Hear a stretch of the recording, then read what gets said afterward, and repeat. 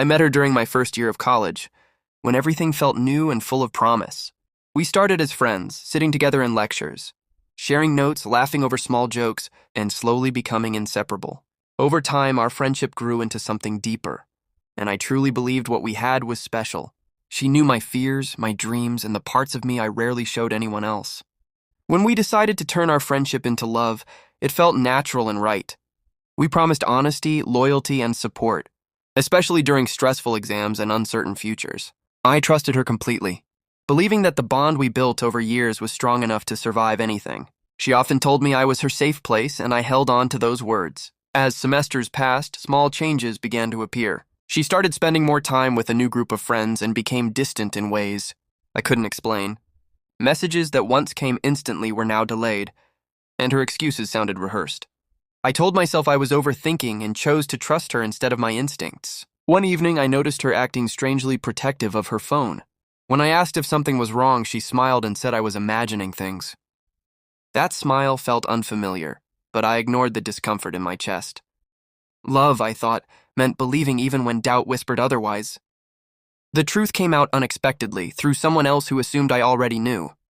Hearing it from a third person felt like the ground disappearing beneath my feet. She had been seeing someone behind my back, someone from our college circle, while still telling me she loved me. In that moment, every memory we shared felt suddenly fragile. When I confronted her, she didn't deny it. She said it just happened, and claimed she was confused about her feelings. Her words were calm, almost casual, while my world was breaking apart. I realized then that the girl I trusted as a friend and loved as a partner was capable of lying to my face. What hurt most wasn't just the betrayal, but the loss of friendship. I had shared my vulnerabilities with her, believing she would protect them. Instead, she broke both my heart and my trust. College, once a place of excitement, became a reminder of what I had lost. For weeks, I replayed every conversation in my head, wondering where things went wrong. I questioned myself, my worth, and whether I'd been enough.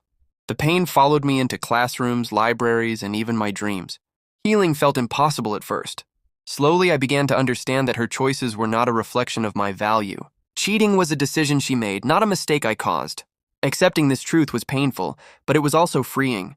I started focusing on myself instead of the betrayal. I leaned on friends who reminded me who I was before the heartbreak. I poured my energy into studies, hobbies, and personal growth. Each day hurt a little less, even though the scars remained. I learned that loss can teach lessons no textbook ever could.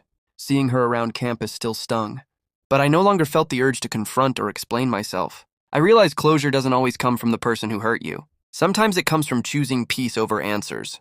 Letting go was my quiet victory. By the time graduation approached, I was no longer the same person I had been when I fell in love.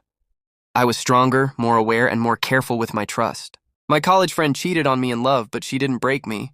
In the end, I walked away with a broken heart and a stronger soul.